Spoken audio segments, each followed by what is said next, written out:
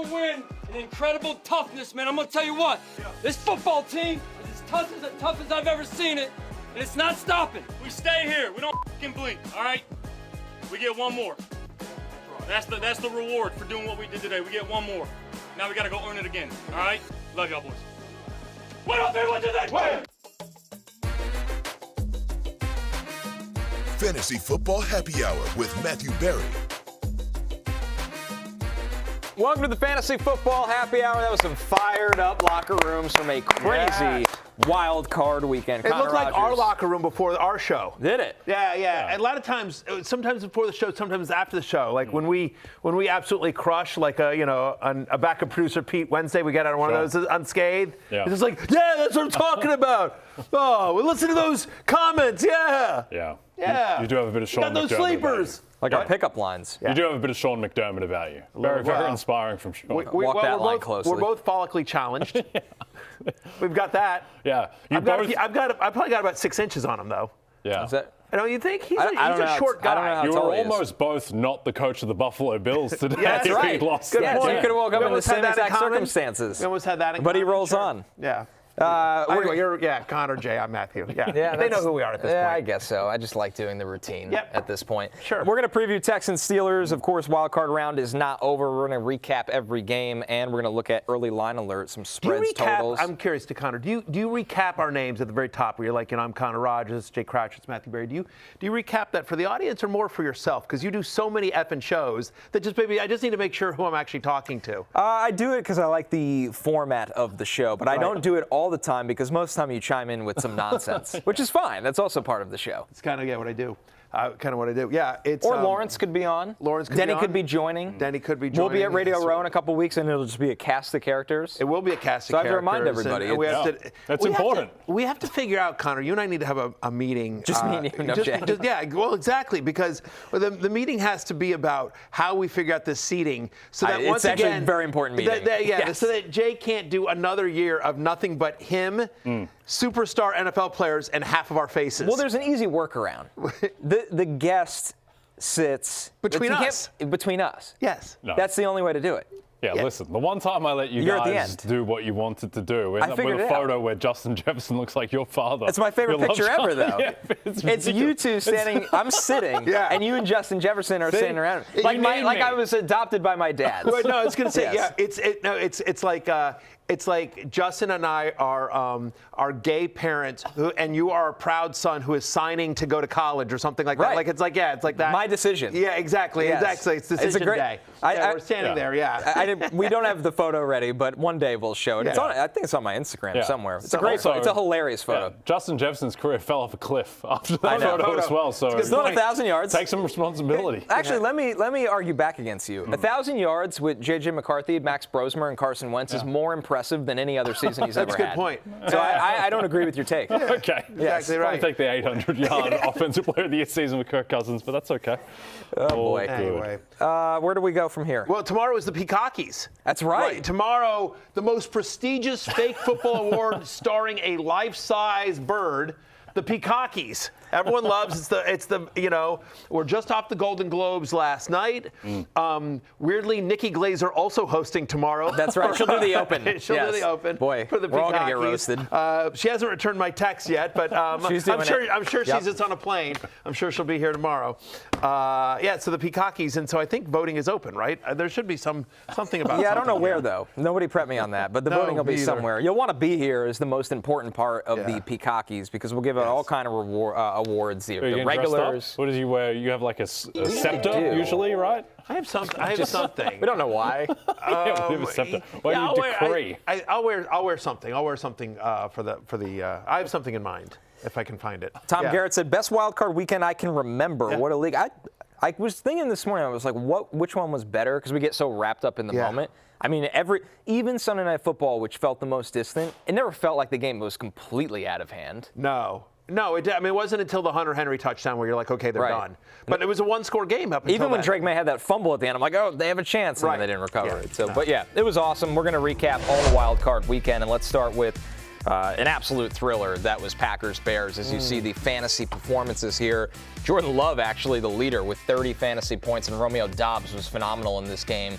But you see Colston Loveland right there with 23.7 points. He was amazing in this game. Shout out to Colston Loveland, Connor, because I have to tell you something. Nothing in this game made sense to me except for Colston Loveland. The one thing that happened in this game that I was like, I expected, and it did happen, which was Colston Loveland, third straight game with at least 20 or more fantasy points. He's had 4 games this year where he's seen at least 7 targets. He's had over 20 fantasy points in all of them.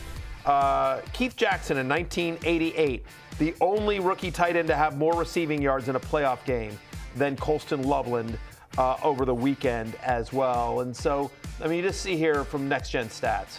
Yeah, from 6 minutes and 51 seconds in the second quarter to 2 minutes and 59 seconds in the fourth, the Bears' win probability never exceeded 25%, reaching a minimum of 3%. The Bears have recorded 2 of the 8 most unlikely comebacks of the season against their division rivals, of course, Week 16, and in this game in the wild card round. And we got to hear from the man that got the game ball in this one in Colston Loveland.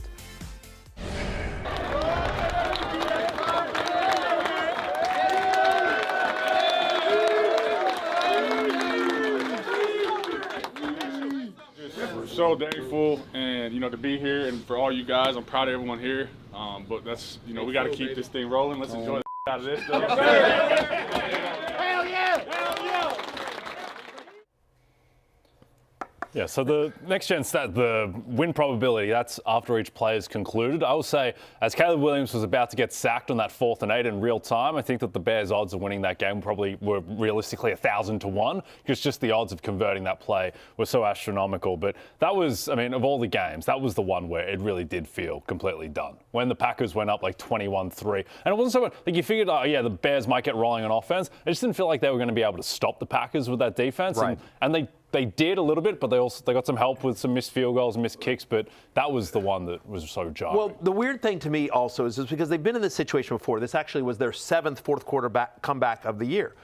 But to your point about never being able to get going, the reason I thought it, I don't have a stat for this, but it felt like every effing bounce didn't go their way. 3 different fumbles where you're like, oh, they've got a shot. Yeah. And then it bounces back to the Packers. You know what I mean? I think about that offensive lineman, that was the craziest one, right? They finally get a stop, here they have the turnover. It was a turnover, I think, and you know what I'm talking about. When they didn't score eventually. They didn't. Yeah, the Bears go down. Packers. I forget how the Packers got the ball in that particular instance, but the Packers were in their own red zone. Yeah. Right, and they throw a tackle tackle eligible play, and I forget the name of the lineman, but the lineman, he's running, and there's a fumble, trucks somebody, but it's a fumble, and it's just there, and there's 4 Bears around it, and none of them come up with it. It rolls out of bounds. Somebody dove on it, and the ball went flying, exploded off of him. That did feel like everybody's shoulder slump. We finally got a shot, and so it just was it's not their night, man. Yeah. The ball is just not bouncing their way. I am surprised that the Bears gave the game ball to Colston Loveland and not Brandon McManus, who missed 2 field goals and an extra point in a 4-point game, right? He missed 7 points in a 4-point game as well. Neck Brace Nation saying McManus the clear 7-point difference. There's no question about it. Packers announcing Matt LaFleur will return. They have not done the same around Brandon McManus. Yeah. Do you think they let him on the plane? That's just a tough day. Not to make I feel bad for the guy, but you got to make the kicks. That's bad. That was a mess. Also, but the last one he missed, I think, was in large part because they inexplicably took the delay of game that pushed them back 5 yards, which I think might have made the difference between the kick going in or not. And that was the one thing as I think unfair as it might have been for LaFleur to get fired off of that game, where if the kicker just makes the kicks, they win the game and no one's talking about Matt LaFleur's job security. I do think the Packers, they completely butchered the management towards the end of the game. The last drive, I think they had 96 seconds and a timeout. There's plenty of time. And they just weren't able to manage the game effectively at all. They had a 2-yard screen pass to Josh Jacobs where he was 30 seconds of the game is just gone because of this. It just felt like they imploded a little. It's been all year, though. Yeah. They've done this all year. You think back to the Cowboys game. Yeah. They were in control of, I feel 6 different games this year that they did not close out the game. So it was kind of like everybody's storyline of the season was magnified on Wild Card Weekend. Yeah. Justin Herbert sawed in half because the offensive line couldn't protect him. The Eagles' offense dysfunctional in the second half, magnified in the loss to the Niners. Yeah. So like it's Matthew Stafford clutch down the stretch. so it right? is bigger than like the kicker missing the kicks is the story, but this is who Green Bay unfortunately was for multiple parts of this season. Yeah, I agree. Medici, of course, nails it as he always does here. Loveland is such a physical freak. It's hard to tell the difference between him and Barry. I mix them up all the time.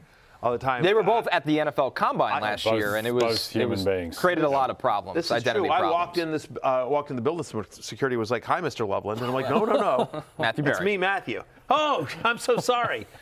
And they were like, "Great game, Colston." I'm like, "No, seriously, it's me, Matty." How many tight ends are you taking over him next year? How many tight ends? I'm definitely taking Trey McBride. And Bowers. And I'm definitely taking Brock Bowers, assuming Geno is not back as the starting quarterback, and I can't imagine there's no. But that's the list of tight ends that you're definitely taking ahead of him. Like, you want to make an argument for Tyler Warren? Sure. Right. And, now that we know that George Kittle won't be back. And Tucker Kraft, potentially, if you knew he was fully healthy, like, he's in that conversation. But, like, there's not anyone that you feel like I'm definitely taking this guy over that person. Like, depending on what happens with the Chargers, Gadsden, I think is going to be in that mix. But, yeah, I cannot imagine that 5 tight ends get drafted this year and Colston Loveland isn't one of them. Who has to sign Kyle Pitts? Right. I mean, somebody, right? I mean, it's Chiefs? Kyle Pitts is your number 2 fantasy tight end on the season, right? Yeah, if Kyle Pitts goes there, I mean, if Isaiah Likely goes to the Chiefs, like, that's a rumor as well. Like, so he's in that mix. Like, you would immediately, like, if you knew Isaiah Likely was on the Chiefs, like, it's a combo. I love it. Assuming Travis Kelce retires, but whatever. I mean, whether he's tight end 3, 4, 5, whatever, Colston Loveland is a absolute freaking stud.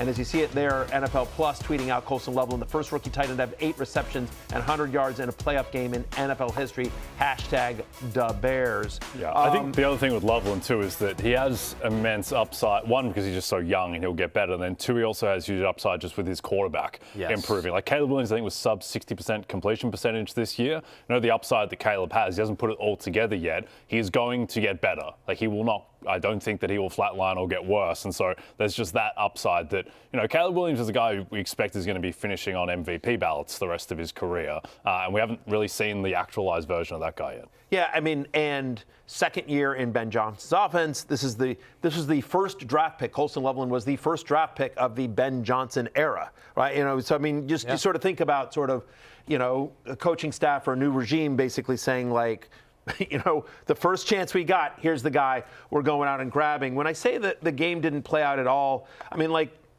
I wasn't surprised that the Bears ultimately won, right? But you just, like, you didn't think they'd get down that bad and they were that brutal. But Matthew Golden, who's been like, he's sort of like, all right, well, that guy, had kind of written him off. And then Matthew Golden breakout game. Yeah, makes a fantastic play off the screen, making a lot of guys miss to get into the end zone. But, like, the reaction can't be, well, this is it. The reaction is, this is the game with Green Bay's wide receiver room. Yeah. And Romeo Doubs was amazing in this game. Romeo Doubs is a free agent, so maybe that elevates Matthew Golden going into next year.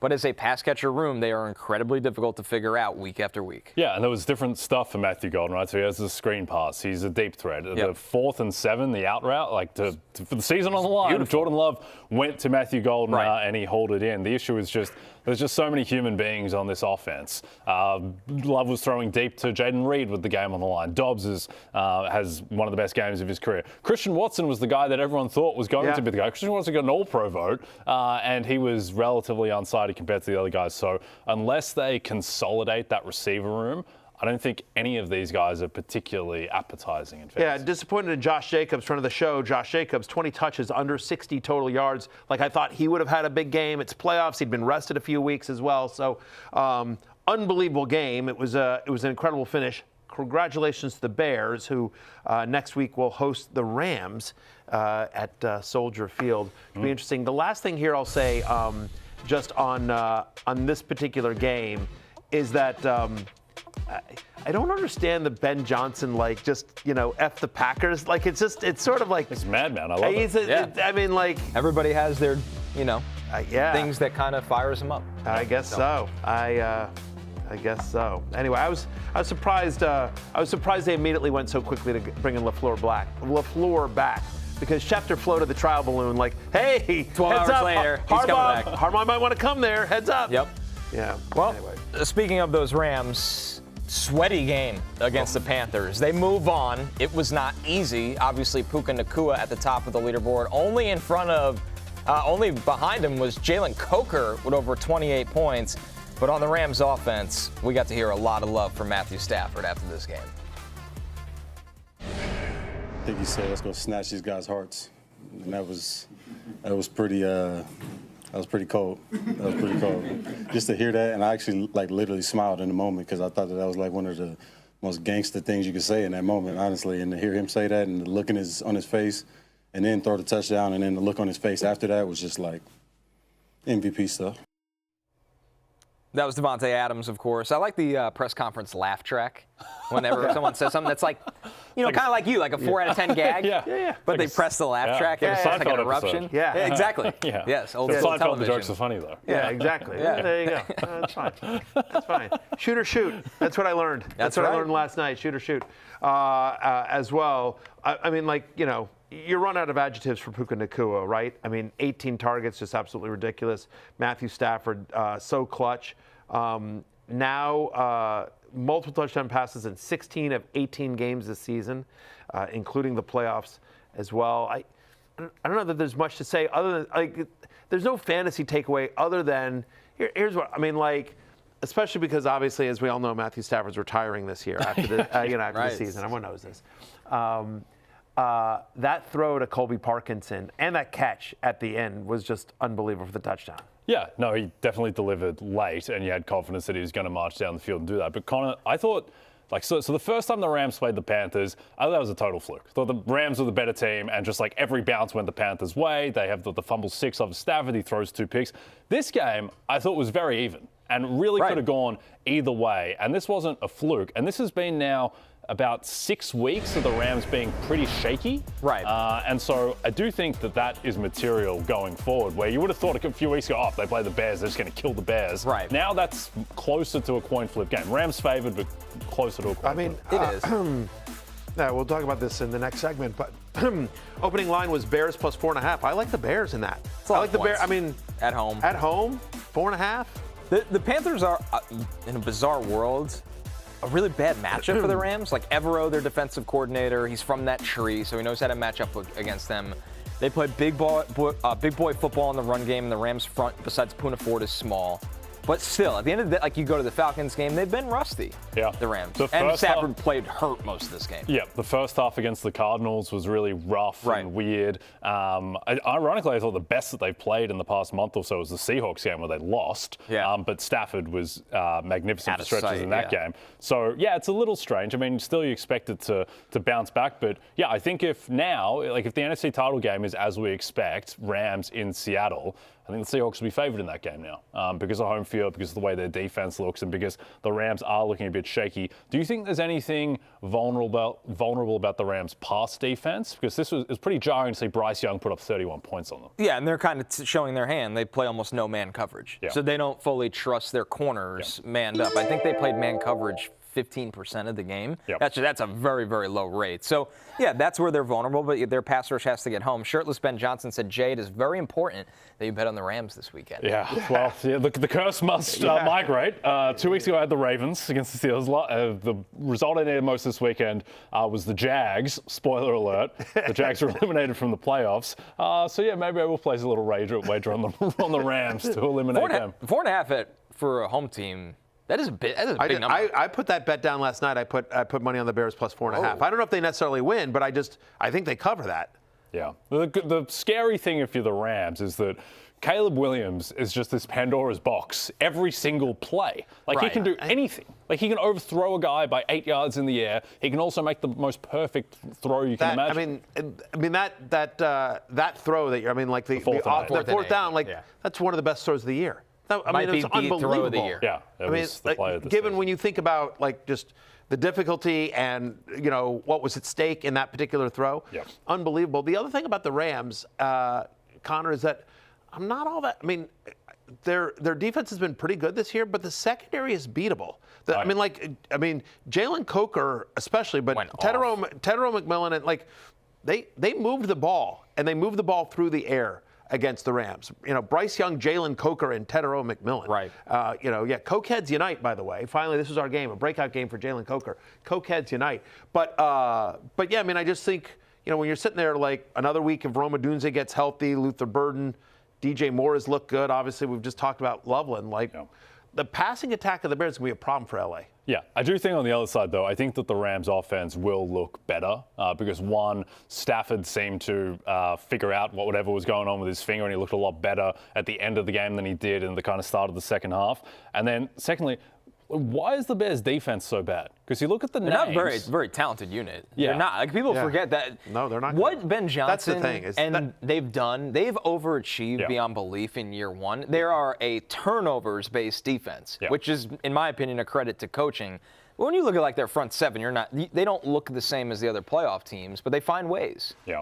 You know what they remind me? You guys are going to think I'm crazy, but they're like the Commanders last year to me, which is that every bounce, with the exception of whatever, but every bounce has gone their way. They've won every close game. They've just, when they've needed to play, they've stayed relatively healthy this year. They always close games in the fourth quarter. They always close games in the fourth quarter. I mean, that's what Washington did last year. Is they won I think 8 one-score games last year or something like that. And I feel like the Bears are a little bit like that. It's just sort of I know they didn't catch the 3 fumbles, but still they don't win the Packers game if the field goal kicker on the other team doesn't miss 2 field goals and an extra point, right? So the ball has just bounced their way this year for a whole, and that's not to take anything away from them, but to your point, they have massively overachieved over this year.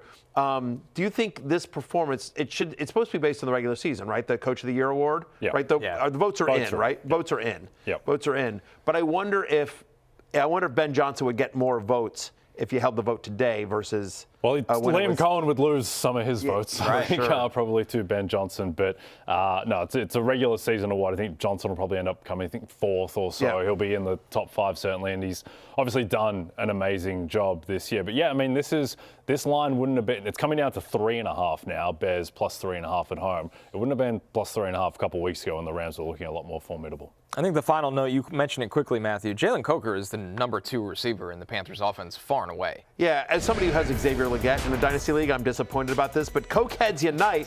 We've been talking about this for a while, snort him up if you got him, because he has absolutely cooked when he has gotten looks, right? He's had 7 career games where he's gotten at least 6 targets, including the playoffs. He's averaging over 17 fantasy points per game. Had a 32% target share in this game for Jalen Coker. He's a big slot that they need, and it seems like there's clearly a connection between him and Bryce Young. Credit to the Panthers for figuring this out.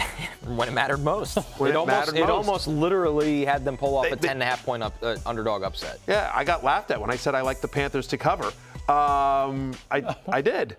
It was a strong opinion. I don't think we disagreed with That's what I was laughing at. I was like, who laughed at it? Yeah, you guys did. You guys did. America laughed at me. That's all right. You did one of these. Jay did one of these, I don't know that I would take that. You gave I'm not going to try to throw you under the bus, but I clearly strongly disagree with that take. Yeah, I mean, it was an interesting opinion to have that you really believed in the Carolina Panthers. I believed in them covering the 10.5 at home.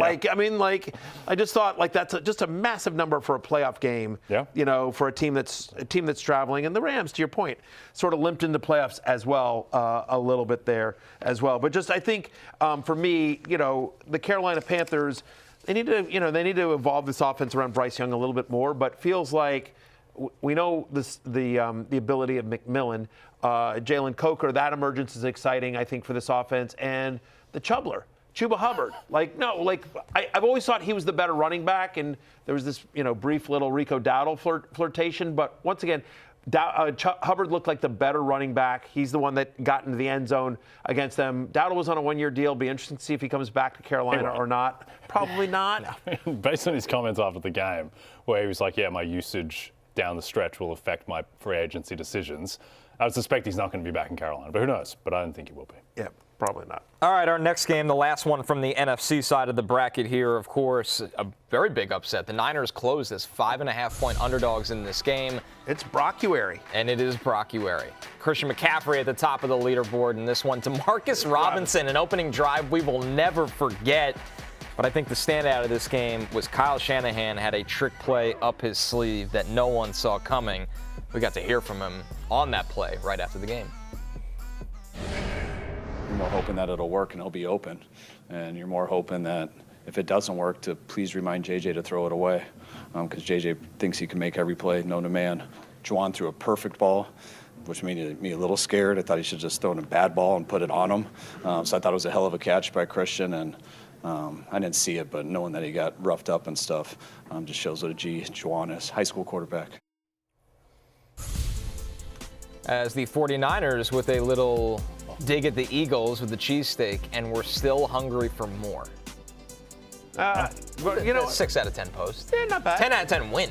Yeah. 10 out of 10 win as well. I mean, as somebody who has Brock Purdy in a playoff league, I was annoyed by the Juwan Jennings, but as a fan of football, it was an unbelievable play. Gets another game now. He does get another. He does get another game.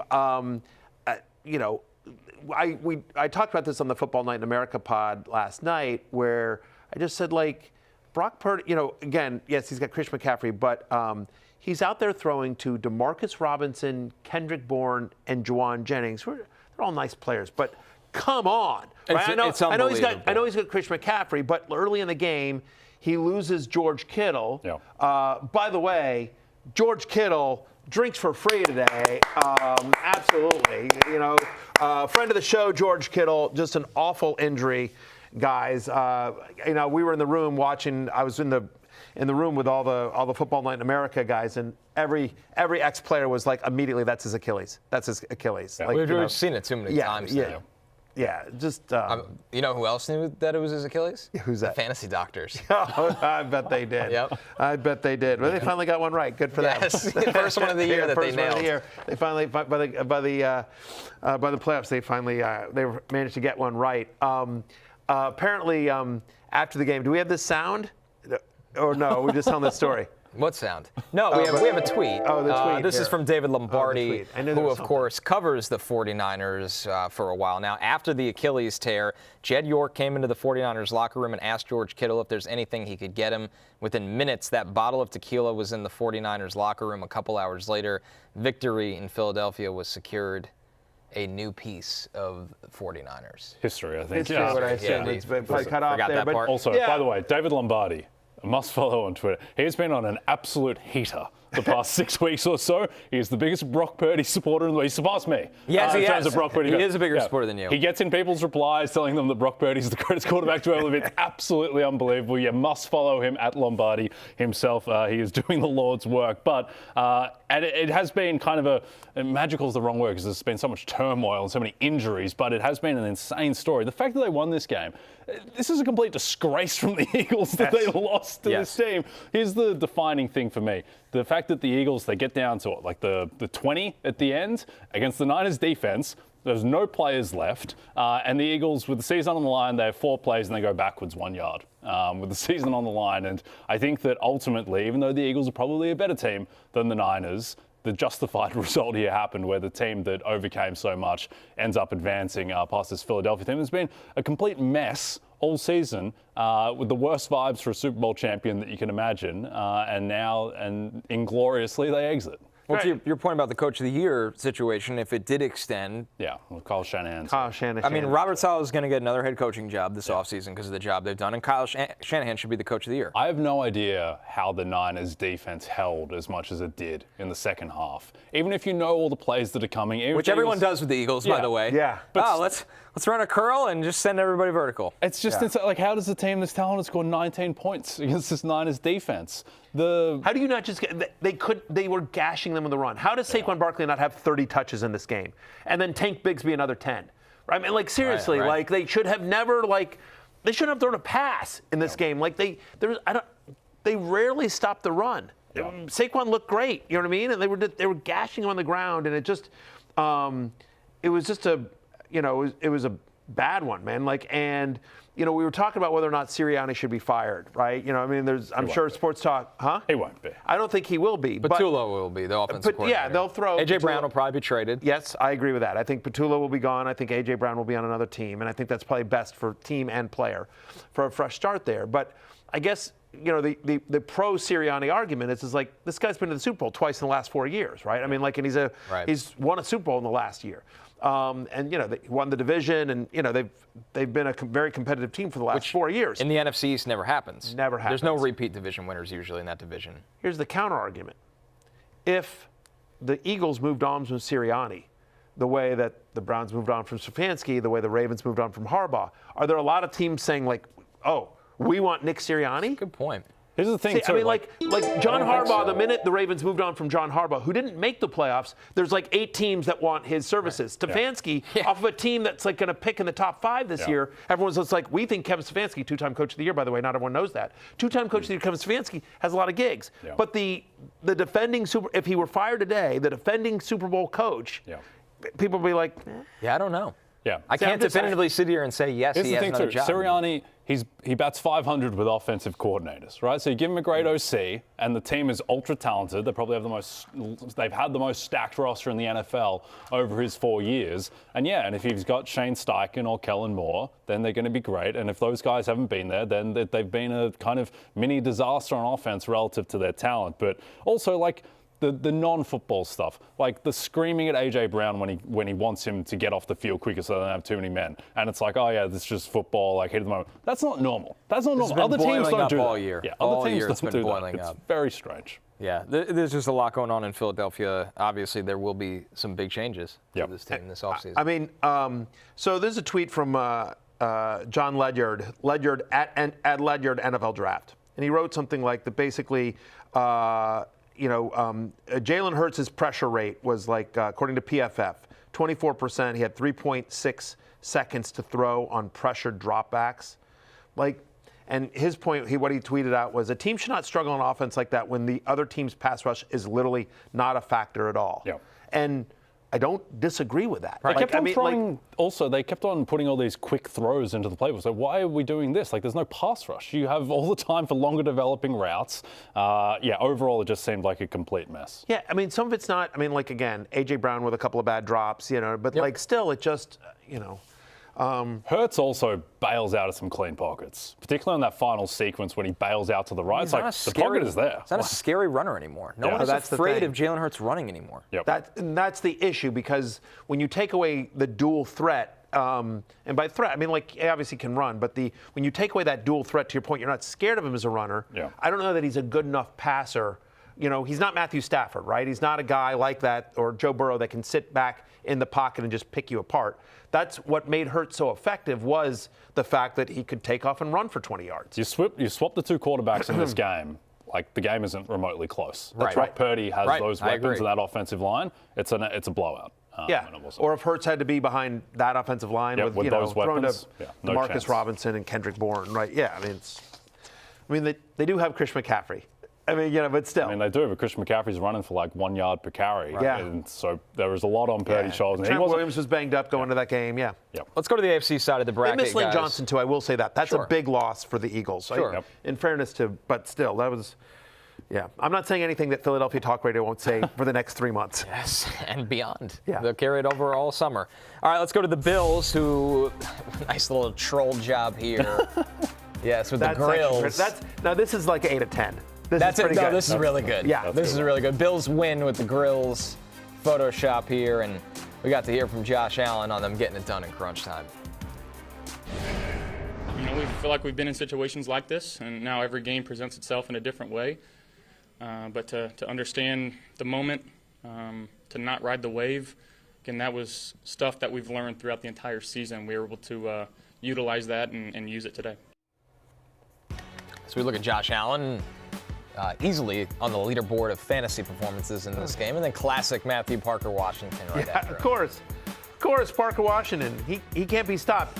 Parker Washington, who may or may not have had a concussion for half this game, was just unbelievable. 40% target share in this one. 4th straight game with at least a 27% target share.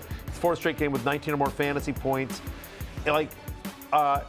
Parker Washington and, assuming he has a pretty good game tonight, Kenneth Gainwell are going to be the two hardest guys to rank next year. Because I believe in their talent, but it's just like, you're sort of like, like, they're just, those are going to be odd ones, right? Because, but Parker Washington can play, man. And, I thought, credit to the Bills, like, Josh Allen doing Superman stuff, like the tush push for 10 yards, one of the just stupid and silly and insane. But I thought for Trevor Lawrence, who is probably one of the hottest quarterbacks in the NFL, if not the hottest quarterback from week 9 on, this was just a bad day at the office. Like, he played. Yavius had the interception. It was old Trevor Lawrence. He had some great throws. He had the moments of madness. The biggest moment of the year. Yeah. And I get ugly, that the last throws. one's tipped, but the first interception was horrific, and he just didn't. The guy from the second half of the season who was playing at like an MVP level for half the season, I think that was somewhat a product of the schedule that he faced. And he beat some good teams as well. He lit up the Chargers, he lit up the Broncos, but he was not up to the level yesterday. Yeah. The other thing, Cobra Kiger says, well, I'm not talking to Cobra Kiger. I'll read it. Is Parker Washington the receiver you want on this offense next year? Man. SJ. I don't think Cobra so. Kiger's too loyal to you. Yeah, I'm with you, Cobra Kiger. I think the issue is that here. I think Jacoby Myers probably has the highest floor. I think Travis Hunter has the highest ceiling. And Parker Washington's in Parker Washington, here's what I will say. Brian Thomas Jr. forgotten about. But I think that's absolutely right. I think Jacoby Myers has the highest floor. I think Travis Hunter has the highest ceiling. And I think Parker Washington, based on ADP, might be the best value. Because there's still like guys that will like, by the time we get to next August, and Travis Hunter is, getting like hype videos and Jacoby Myers has been a productive fantasy wide receiver for a longer period of time. He got paid in the offseason. Like, people are going to forget about Parker Washington. He's going to go like in the 12th round again. And so does just he play on the slot, which is huge in this offense. Right. Yeah. So I think I'd agree, especially if they trade BTJ, where the 3 receivers that are going to be on the field in 11 personnel are then Jacoby Myers, Travis Hunter, and Parker Washington. If they trade BTJ, which is not a given, obviously. Trevor Lawrence, 7 interceptions now in just 3 career playoff games. And the other thing is that Trevor did that I thought was honestly the biggest play of the game, that all the interceptions, especially late, are the ones that got the most attention. But early in the game, they're trying to convert a 4th and 1. It's like a 4th and 1 or 4th or 2 down in the red zone there. And he runs for it, and he trips. He trips where he starts his dive a little bit too early, and he's just short of the sticks. Upon review, they challenge the call. Upon review, if he gets that first down, and assume they score, they're up 14-3. Yep, they would have been minus 500 to win the game at that point. That's right. Because then their pass rush can try to tee off a little bit more. Yeah, and so, but he falls short of the sticks. They review it. They get it. The Bills drive down and score a touchdown on that. I think on that play, either that touchdown or a field goal. 92-yard drive. Yeah, 92-yard drive. And so it's a 14-point swing. Yeah. And again, they're up 14-3 at home at that point. And they're rolling and yes. There's 2 things though, and I get the Jags. I think they're a little bit unlucky. I think this was a very even game, basically a coin flip game. And I think the Bills didn't deserve to win or anything. But your season's on the line. Why are you giving up bomb plays to Brandon Cooks to basically end your season? Because that was the key play. And then the second thing is, there's a lot of debate about whether McDermott should have kneeled at the end before they pushed it in. There should be no debate. He should have kneeled. Because if you kneel, you have 3 timeouts, and basically you are ending the game there and making that this is the last drive. And so then you have 3 chances with Josh Allen to get 1 yard. And if you do that, you're going to win the game. If you've got 3 chances to get 1 yard, the way it turned out by scoring with a minute left, the other thing too that has to factor into this is that you got a kicker on the other side and kick 70 yards. That is fair. And he said that after the game. Yeah. He said the tough part about that is to give in. I don't really defend him a lot because I think that the Bills have come up way too short over the years. What if you get a false start after doing that?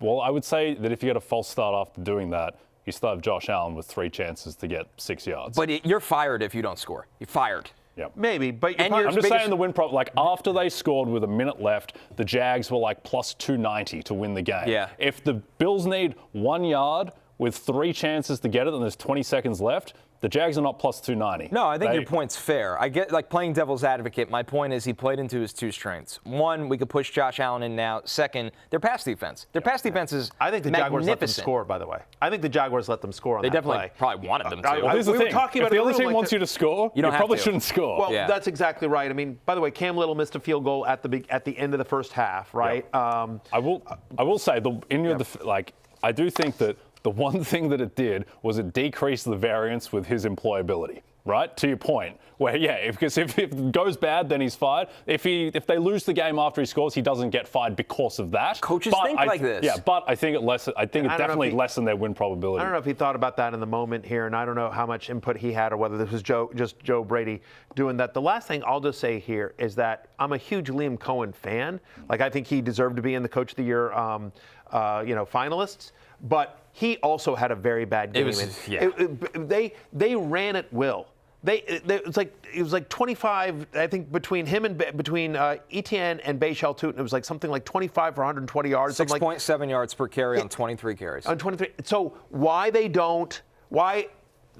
they should have just, I don't know why they didn't run the ball 35 times. Like, that's the thing. Like, the Bills have a bad run defense, and you guys were running it really well.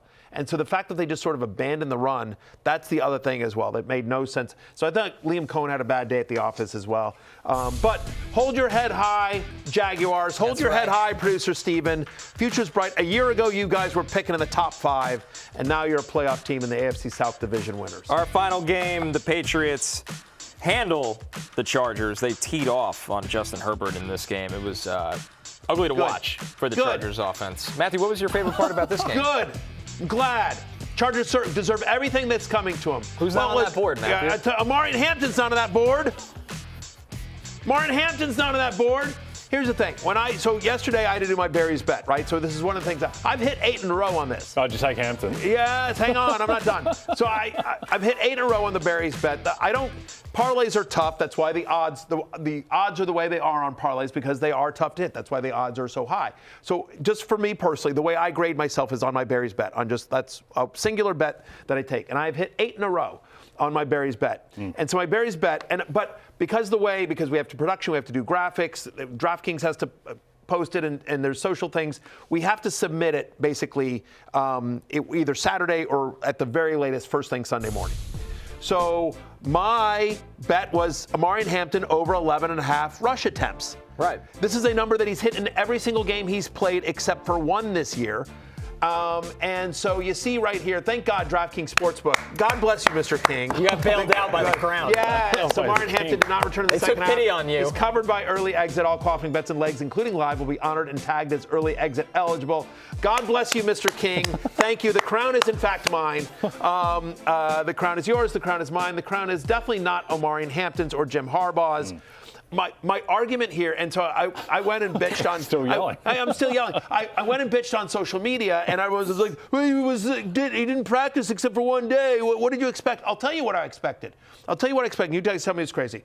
So first off, the line was set at 11.5, and it was juiced to the over. Again, he'd hit this number in every game but one that he played this year, obviously. Thank you. But on the road, and with all their struggles in pass protection, the expectation is that they would try to run the ball. I know the Patriots were healthy on that side of the ball, but still, you'd expect them to try to run the ball with Omarion Hampton. And my point is that if he wasn't good enough to go, like if he was just going to be out there for one snap, which is what he did, he played one snap the entire game. Like, this is your season on the line, and you're on the road, and all you've got is Kamani Vidal. Make him inactive and bring another guy up. Yeah. It's stupid to waste an active. This is my point. It is stupid to waste an active roster spot on somebody just to have him there for good vibes. Yep. So that's what I expect. The people are like, "What did you expect?" Well, I expected if he's active, if the Patriots in a win or go home for the rest of the year game, if they're going to have somebody, if they're going to waste an active roster spot, which is valuable, like you expect him to be playing, right? I mean, like you wouldn't expect Tried. Right? Went out there for 2 snaps. No, Didn't but feel good. Not until the 3rd series. Like, they didn't, you know what I mean? Like, it just, Well, I don't know. Mr. King took pity on you. It does. There's nothing to complain about. He was spared. He didn't take your shekels away I demand from that you. I'm still, I'm not 8 of 9. I'm still 8 in a row because it's a push. Everyone gets their money back. The excuse letter in peak form. You're goddamn right. By the way, I've heard that the miscues didn't end there on Sunday night. I wasn't there for it, but I'm being told there's something else. Oh, is there? Did Matthew Berry leave me hanging? One take. Did you see him leave me hanging? I gotta watch it. You gotta. I mean, they talked about slapping hands as we went by, and you I'm were sitting Tom there Brady. like this. You were Tom and Brady. He's, Matthew Berry so worried about him damn self and how he looks. He just left me there like a real jerk. That's good. Real jerk. Here's a dance. This is me. I didn't realize he was going to do that. And then I try to go out to him, as you see right there. I didn't know he was doing that. Watch me and Sims. No. We were just supposed to run in. That's and then shameful. I didn't see Sims. I'm getting to my spot. That's atrocious. And then I do it late. And that screws me up. If you watch the rest of the video, which we don't have, if you watch the rest of the video, it screws up my rhythm. I didn't know Sims was going to do that. So I didn't leave. You don't have rhythm anyway. No. So, Mr. King, if you're watching, grade all the bets as losers. This is ridiculous. Grade all the bets as losers on Hampton. This is absurd. Yeah, it's fair. You know what? I actually don't disagree with that take, Jay. Hopefully, Mr. King isn't listening. But this is bad. I'm not going to lie. Oh, make it stop. This is Make brutal. it stop. Oh, my God. We're getting out of here. Look how slow I am. Goodbye. We'll be It's back awful. soon. This is brutal. So.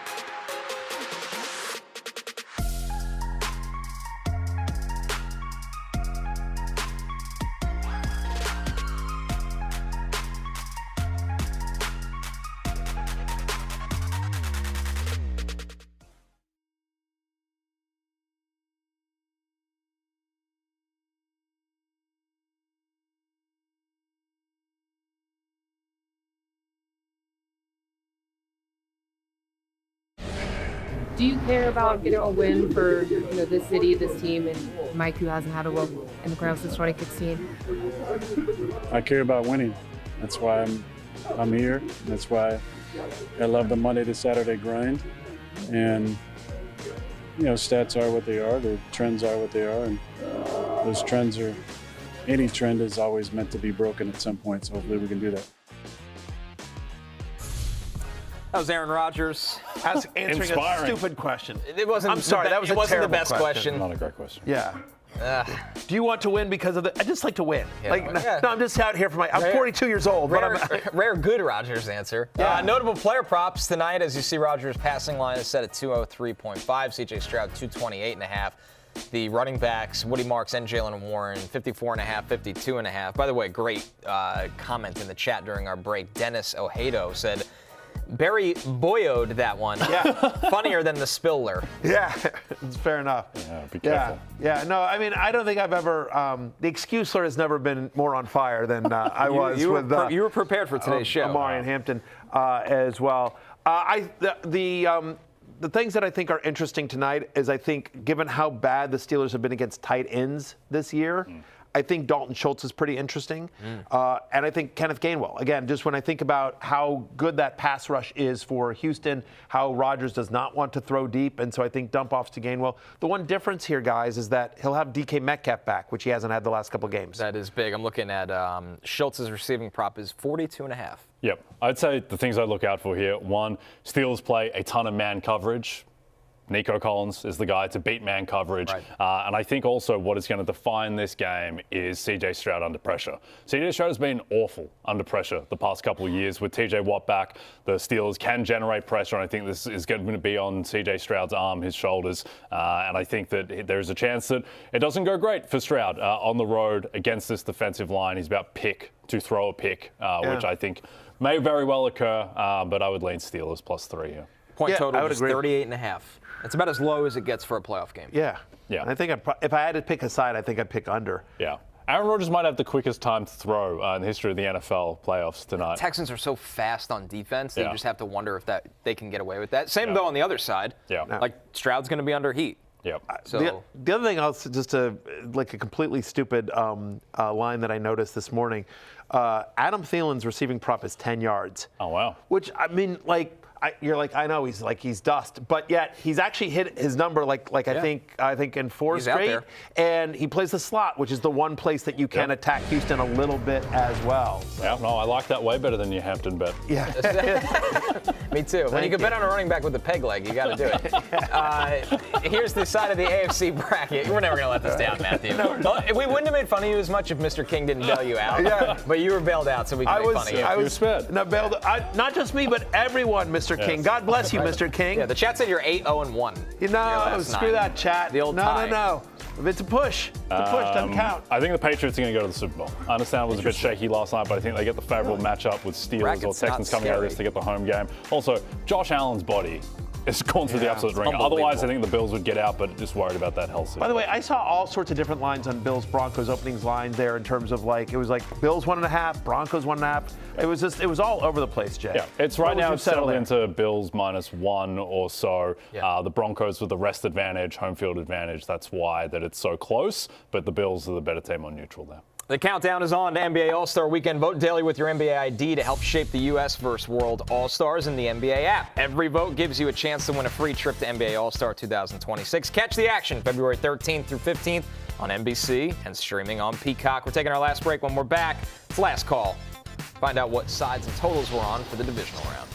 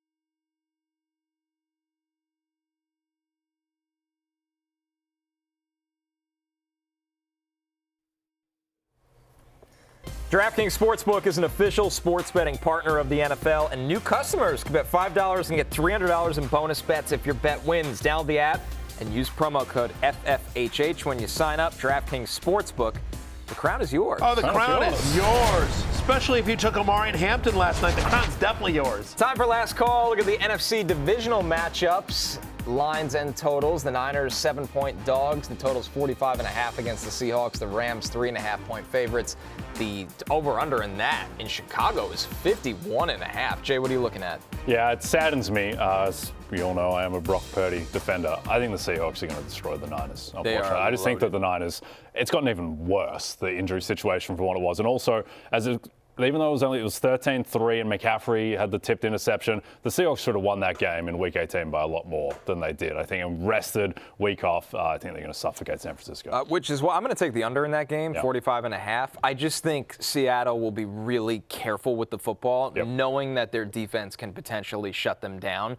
They don't need to take as many gambles. They can win a 13-3 game. It won't be 13-3, but can it be 21-10, 45.5 points for those two teams it's just a lot. Yep, no, I agree. I agree with that. I already said, look, I've already taken the Bears plus 4.5. It's moved down to 3.5, but Bear line has gone down. Yeah, bear down. People are laughing at you like the Panthers Rams. Yeah, exactly. Yeah, listen, you hear the laugh right now. I don't have That's an exactly opinion. right.